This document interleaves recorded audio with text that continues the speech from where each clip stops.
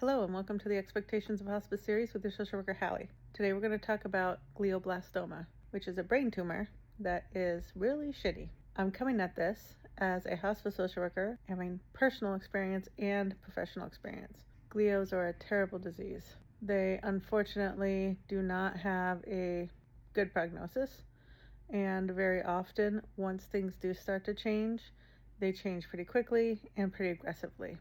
And I don't know what's going on in the universe, but I have had more people with glios on my caseload recently. And as I was thinking about it, it all of a sudden occurred to me that it is nearly 40 years to the day that my own father died of a glio when I was a child. Luckily for us, we had hospice and we had basically 24-hour nursing, which really doesn't exist anymore. And we were able to basically sedate him in the final days. Unfortunately, this is usually the treatment for this kind of tumor burden because it is pushing on your brain, and all kind of different things are going on in your brain when you have a tumor in there.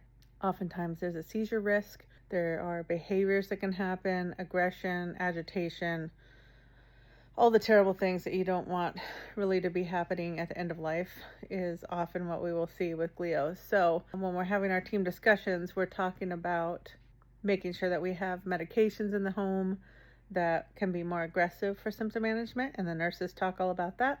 And on the social work side, I am preparing families and caregivers to think about when this time comes, to be prepared to act quickly instead of chasing symptoms, and also that decline is going to be pretty sharp. It's not going to be weeks and months once that change starts to happen usually.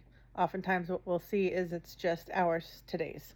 Unfortunately, also when people have glioblastoma, I often hear them say or hear their families say that they are not ready or accepting of death.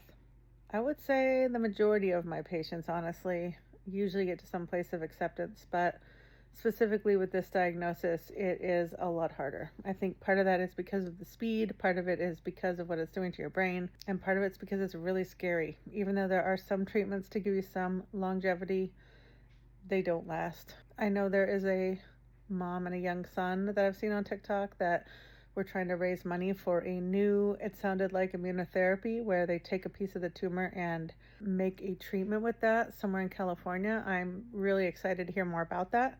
But as of now, there's, regular chemo and radiation treatment and surgeries, but it's really just extending life. It's not curing. So for people that are out there, if you're struggling with this, if your family member's struggling with this, I personally and professionally feel you. It is really hard. You're doing everything you can, and I'm sorry. I'm really sorry this is happening. It sucks. If you have comments or thoughts about this, feel free to reach out below. If there's questions you have about specific diagnoses, I'm happy to give you information that I have or that I've experienced. And otherwise, remember to live, because someday we'll all be dead.